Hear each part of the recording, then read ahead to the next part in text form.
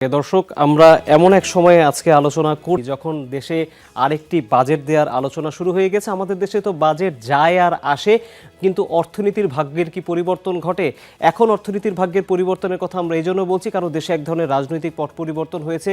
নতুন নির্বাচিত সরকার এসেছে, যখন তারা বাজেট দিতে যাচ্ছে তাদের প্রথমবারের মতো দায়িত্ব নেওয়ার ঠিক 3 মাসের মাথায় তাদেরকেও কিন্তু অনেক কিছু নতুন করে ভাবতে হচ্ছে, বেশ কিছু বিপদও সামাল দিতে হচ্ছে। সব কিছু নিয়েই আজকের আয়োজন। শুরুতেই জানিয়ে দেব বিজনেস টুডের শিরোনাম।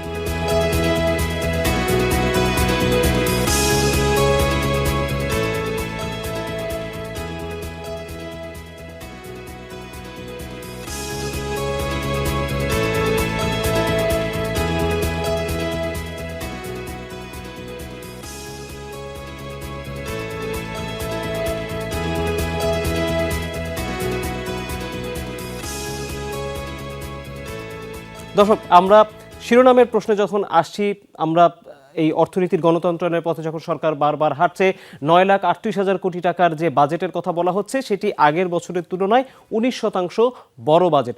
এটিকে উচ্চাভিলাষী এই অর্থে বলা যায় কেননা আমরা বাংলাদেশে প্রত্যেক বছরই দেখি যে এক ধরনের ঘাটতি বাজেটের ট্রেন্ড রয়েছে, এবং সেই ঘাটতি বাজেটের ট্রেন্ড থেকে বের হতে গেলে কিন্তু আসলে অর্থনীতিতে অনেক ধরনের পরিবর্তন হয়। ঘাটতি নিয়ে আমরা হয়তো পরে কখনো আলোচনা করব। আপাতত আপনারা জেনে রাখেন যে 2,43,000 কোটি টাকার ঘাটতি, অর্থাৎ এই টাকাটি এখনও বাংলাদেশের হাতে নেই। তার আগে আমাদেরকে বাংলাদেশের বাজেট নিয়ে ভাবতে হচ্ছে, সরকারকে ভাবতে হচ্ছে, এবং সেখানে সবচেয়ে বড় গুরুত্ব দেওয়া হয়েছে অর্থনীতির গণতন্ত্রায়নে, ডেমোক্রেটিক ইকোনমির দিকে বেশি মনোযোগ দেওয়া হয়েছে, অর্থাৎ যেখানে সব ধরনের মানুষের কথা শোনা হবে। একটি কথা কিন্তু সরকারের তরফ থেকে এবারের বাজেটে যখন বারবার বলা হচ্ছে যে $1 ট্রিলিয়ন অর্থনীতির পথে বাংলাদেশ হাঁটতে যাচ্ছে এবং সেই পথ চলা শুরু হয়েছে, 2034 সালে গিয়ে বাংলাদেশ সেই লক্ষ্য অর্জন করবে। ঠিক তার আগে অর্থনীতির গণতন্ত্রায়নটি এ কারণে জরুরি, কেননা অর্থনীতিতে আগে আমরা দেখেছি যে কোনো নির্দিষ্ট গোষ্ঠী, কোনো একটি নির্দিষ্ট ক্ষেত্র, সেখান থেকে সবাই এক ধরনের অগ্রাধিকার পাচ্ছে। সেই ধারা থেকে কিন্তু সরকার এবারের বাজেট যখন আমরা আলোচনা করছি, তারা বারবার সেখান থেকে বের হয়ে আসতে চাচ্ছে, এবং তারা বলছে যে অর্থনীতির গণতন্ত্রায়নে আসলে সব ধরনের সব পক্ষের মানুষকে, অর্থাৎ যেটাকে ইনক্লুসিভ বলা হয়, সেখান থেকে তারা আসলে মূল জিনিসটি এনশিওর করতে যায়। এবং সেজন্যই প্রথমবারের মতো বাংলাদেশের বাজেটে সৃষ্টিশীল বা ক্রিয়েটিভ ইকোনমির একটি ধারণা নিয়ে আসা হয়েছে, যেখানে আসলে শুধুমাত্র নির্দিষ্ট যারা শিল্প খাত বা নির্দিষ্ট কোনো সেবা খাত, সেই ধরনের মানুষকে অগ্রাধিকার দেওয়া হবে না। সেখানে অগ্রাধিকার দেওয়া হবে হচ্ছে সব ধরনের মানুষকে, অর্থাৎ যিনি সংস্কৃতি, কলা, নাট্য, চলচ্চিত্র এগুলো নিয়ে কাজ করতে চান, অর্থাৎ ক্রিয়েটিভ সৃষ্টিশীলতা নিয়ে যারা কাজ করতে চান, তাদেরকে কিন্তু অর্থনীতির মূলধারায় নিয়ে আসার একটি আলোচনা এই মুহূর্তে চলছে। সে কারণে অর্থনীতির গণতন্ত্রায়ন। পরের প্রশ্ন হচ্ছে অর্থনীতির বিনিয়ন্ত্রণকরণ, এটিকে আমরা অনেক সময় ডিরেগুলেশন বলি। কেন সেটি বলা হচ্ছে? নতুন অর্থমন্ত্রী যখন প্রথমবারের মতো এবারে বাজেট দিতে যাচ্ছেন আমির খসরু মাহমুদ চৌধুরী, তিনি কিন্তু বারবার দায়িত্ব নেওয়ার পর থেকে একটি কথা বলেছেন যে অর্থনীতির বিনিয়ন্ত্রণকরণ করতে হবে, কারণ তার কাছে মনে হয় যে অর্থনীতি অনেক বেশি রেগুলেটেড, অর্থাৎ অনেক বেশি কেন্দ্রীভূত। কেননা অর্থনীতি এই কেন্দ্রীভূত থাকার কারণে অর্থনীতিকে আসলে অনেক বেশি কোনো ধরনের ফ্লেক্সিবিলিটি পাওয়া যায় না, সবাই সবার কাছে এক ধরনের আটকে থাকে। কিন্তু প্রত্যেকটি সিস্টেমকে যদি নিজের মতো ছেড়ে দেওয়া যায়, নিজের মতো চলার একটি সুযোগ করে দেওয়া হয়, নিয়মকানুনকে যদি একটু সহজ করে দেওয়া যায়, তাহলে দুটি গুরুত্ব পাবে। এক নম্বর হচ্ছে বিদেশি বিনিয়োগ, যেটি বাংলাদেশের কর্মসংস্থানের একটি বড় ফ্যাক্টর, সেটি অনেক বেশি এনশিওর হবে, কেননা আমরা অনেক ধরনের অর্থনৈতিক অঞ্চল থেকে শুরু করে বিদেশিরা যাতে বড় পরিসরে বাংলাদেশে বিনিয়োগ করতে আসে। কিছুদিন আগে আমরা দেখেছি তুরস্ককে একটি আলাদা অর্থনৈতিক অঞ্চলের জন্য প্রস্তাব দেওয়া হয়েছে, চীনের জন্য এই ধরনের আলোচনা রয়েছে, জাপানের সাথে এই ধরনের আলোচনা রয়েছে।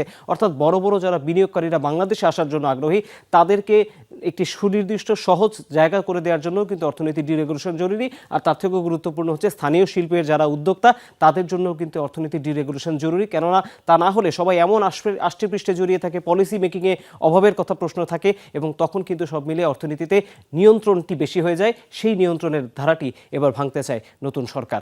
এখন আলোচনা হচ্ছে যখন ঘাটতির, তখন আমাদেরকে এটাও জানতে হবে যে সরকারের আসলে আয় কত হবে, অর্থাৎ রাজস্ব আদায়ের যে মূল আয়োজনটি, সেই রাজস্ব আদায়ের মূল আয়োজনটি আসলে কতটুকু করা যাবে। অর্থনীতির একটি বাস্তবতা আপনাদেরকে এই মুহূর্তে না বললেই নয়। চলতি অর্থ বছরের প্রথম 10 মাসেই প্রায় 1 লাখ কোটি টাকার মতো ঘাটতি এই মুহূর্তে এনবিআর এর যে লক্ষ্য সেখান থেকে আছে। বলা হচ্ছে এনবিআরকে আগামী অর্থ বছরে, অর্থাৎ জাতীয় রাজস্ব বোর্ডকে আগামী অর্থ বছরে 6,95,000 কোটি টাকার একটি লক্ষ্য দেওয়া হবে, প্রায় 7 লাখ কোটি টাকা। এটি এনবিআরকে সরকারের আয় হিসাবে আদায় করে নিয়ে আসতে হবে। প্রশ্ন হচ্ছে এনবিআর এর পক্ষে কি আসলে এতটা রাজস্ব আদায় সম্ভব?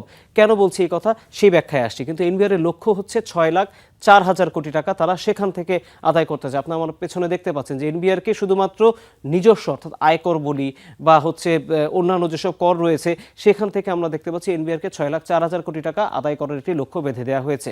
এর বাইরে এনবিআরকে রাজস্ব বোর্ড বহির্ভূত যেসব লক্ষ্য সেখান থেকেও কিন্তু প্রায় 91,000 কোটি টাকা তাদেরকে আদায় করে দিতে হবে। এই হচ্ছে 6,95,000 কোটি টাকার হিসাব।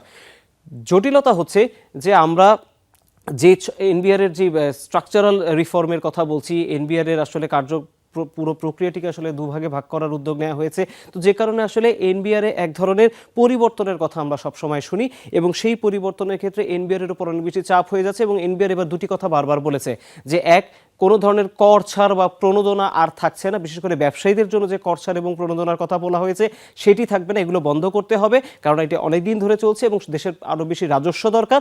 এবং আরেকটি কথা তারা বলছেন, কর জালের আওতা বাড়ানো। সবসময় যে আলোচনাটি হয় যে একই যারা কর দেন তাদেরকে বেশি চাপ দেওয়া হয়, কিন্তু অনেক ব্যক্তি আছেন, একটা বড় জনগোষ্ঠী বাংলাদেশে আছে যারা এখনো কর দেয় না, তাদেরকে করের আওতায় নেওয়ার জন্য, ক্ষুদ্র ব্যবসায়ীদেরকে করের আওতায় আনার জন্য, প্রান্তিক মানুষকে করের আওতায় আনার জন্য কিন্তু এক ধরনের উদ্যোগ এবার রয়েছে। ব্যবসায়ীদের ক্ষেত্রে যদি বলি, এই যে এনবিআর রাজস্ব আদায়ের লক্ষ্য বেশি পেয়েছে এবং এনবিআর আগামীতে আসলে বড় ধরনের পরিবর্তনের কথা ভাবছে নিজেদের কাজে, এটি নিয়ে আমরা একটু বিশ্লেষণ জানতে চাই। এই মুহূর্তে আমাদের সাথে যোগ দিচ্ছেন Bangladesh knitwear manufacturers and exporters association BKMEA এর সভাপতি মোহাম্মদ হাতেম। আমরা মোহাম্মদ হাতেমকে স্বাগত জানাচ্ছি। জনাব হাতেম, আপনাকে স্বাগত জানাচ্ছি। আপনি হয়তো আমার কথা শুনতে পাচ্ছিলেন। এনবিআর এর প্রসঙ্গে একটু পরে আসি। অর্থমন্ত্রী বারবার বলছেন যে ডিরেগুলেশন করা হবে, অর্থাৎ এক ধরনের যে কেন্দ্রীভূত নিয়মকানুনের ভিতরে বাংলাদেশ ছিল সেখান থেকে সবাইকে বের করে এসে এক ধরনের ব্রিদিং স্পেস দেয়া হবে। আপনি কতটা আশাবাদী? আমরা ধন্যবাদ। আমরা মাননীয় অর্থমন্ত্রীর এই উদ্যোগকে স্বাগত জানাচ্ছি এবং ডেফিনেটলি আমরা আশা করি এবারের বাজেটটা একটু ব্যতিক্রমধর্মী বাজেট হবে। অতীতেও আমরা দেখেছি বিএনপি সরকার যখনই দায়িত্বে ছিল অতীতে, তখনও কিন্তু ব্যবসা এবং বিনিয়োগমুখী একটা বাজেট হয়েছিল। কিন্তু গত বেশ কিছুদিন যাবত আপনাদেরকে বারবার বলে আসছি, বাংলাদেশে যে বর্তমান পরিস্থিতি এবং যে বাজেটগুলি হচ্ছে সেটা ব্যবসা এবং বিনিয়োগ পরিপন্থী। বিশেষ করে ট্যাক্সেশন পলিসিটা কমপ্লিটলি বিনিয়োগ এবং ব্যবসার পরিপন্থী একটা তো পলিসি রয়েছে। সেটার মধ্যে একটা আবার আমূল পরিবর্তন হবে বলে আমরা খুব আশাবাদী। যেহেতু আমির খসরু মাহমুদ চৌধুরী দীর্ঘদিন যাবৎ ব্যবসা বাণিজ্য এবং রাজনীতি দুইটার সাথেই ওতপ্রোতভাবে সম্পৃক্ত, তিনি আমাদের অবস্থান ক্ষত জায়গাগুলি জানেন, ব্যবসায়ীদের সমস্যাগুলি জানেন এবং একই সাথে সেখানে রয়েছেন এনবিআর এর চেয়ারম্যান আব্দুর রহমান খান সাহেব। তিনি কিন্তু অত্যন্ত পজিটিভ সেন্সের এবং রিফর্ম করার মানসিকতা সম্পন্ন একজন মানুষ। তো সুতরাং দুইজন যেহেতু এই শীর্ষ জায়গায় রয়েছেন, আমরা খুব আশাবাদী যে এবার একটা ভালো বাজেট হবে বা অর্থনীতিকে পুনরুদ্ধারের গতি সঞ্চালনের একটা বাজেট হবে। তবে শঙ্কার জায়গা কিন্তু একটা আছে, যেটা আপনি উল্লেখ করলেন, 6,95,000 কোটি টাকার রাজস্ব আহরণের লক্ষ্যমাত্রা। এই জায়গাটাতে আমরা শঙ্কিত যে তার মানে গত আপনি দেখেন বর্তমান অর্থ বছরেরও কিন্তু যে রাজস্ব আহরণের লক্ষ্যমাত্রা ছিল 5,00,000 5,00,000 5.5 লক্ষ কোটি টাকার মতো, সেটাতে কিন্তু অনেক পিছিয়ে রয়েছে। 1 লক্ষ কোটি টাকার উপরে আহরণের মানে তারা পিছিয়ে আছে। তাহলে এমন কোনো কিছু তো হঠাৎ করে ঘটে নাই যে আগামী অর্থ বছরে গিয়ে যে 2 লক্ষ 2.5 লক্ষ কোটি টাকা অতিরিক্ত রাজস্ব আহরিত হবে, এইরকম কোনো কিছু আমরা দেখছি না। জনাব হাতেম, আমি একটু প্রশ্ন জুড়ে দিই এই প্রসঙ্গে, একটু প্রশ্ন জুড়ে দিই আপনাকে। সেটা হচ্ছে যে আপনারা বলছেন যে আপনারা শঙ্কিত এনবিআর এর রাজস্ব আদায়ের লক্ষ্য থেকে, কিন্তু একটি বিষয় তো আপনারাও এখন মাথায় রাখছেন, আপনার সাথে এটি নিয়ে আমার আলোচনা হয়েছে যে এলডিসি গ্র্যাজুয়েশন আগে আমাদের রাজস্ব আদায়ের যে পরিমাণ সেটি বাড়াতে হবে, আপনারা সেই প্রস্তুতির কথা বলেছেন এক। এবং এনবিআর তো বলছি যে এবার যাদেরকে করজালের আওতায় নেই তাদেরকেও তারা এবার করজালের আওতায় আনতে চান। কেন আপনারা মনে করছেন আপনাদের উপর বেশি চাপ পড়বে? তারা তো সবাইকে আরো বেশি ইনক্লুসিভ করতে চায়। না না, ঠিক আছে, আমরা কিন্তু কন্টিনিউয়াসলি এই কথাটাই বলে আসি। আমি ওই কথাটাতে আসছিলাম যে কর নেটের আওতাটা যদি বাড়ানো হয় তাহলে এটা কিছুটা হবে, কিন্তু তারপরও 2 থেকে 2.5 লক্ষ কোটি টাকা অতিরিক্ত রাজস্ব আহরণ, এটা আমার কাছে একটু অস্বাভাবিক এবং অসম্ভব মনে হচ্ছে। তারপরও আমরা আশাবাদী যদি কর নেটের আওতাটা বাড়ে তাহলে ওখান থেকে কিছুটা আসবে। বাট আলটিমেটলি দিনের শেষে গিয়ে কি আমরা যারা কিছু সংখ্যক ব্যক্তি কর নেটের আওতায় রয়েছি তাদের উপরই জুলুম অত্যাচারটা বেড়ে যাবে কিনা সেটা নিয়ে আমরা শঙ্কিত।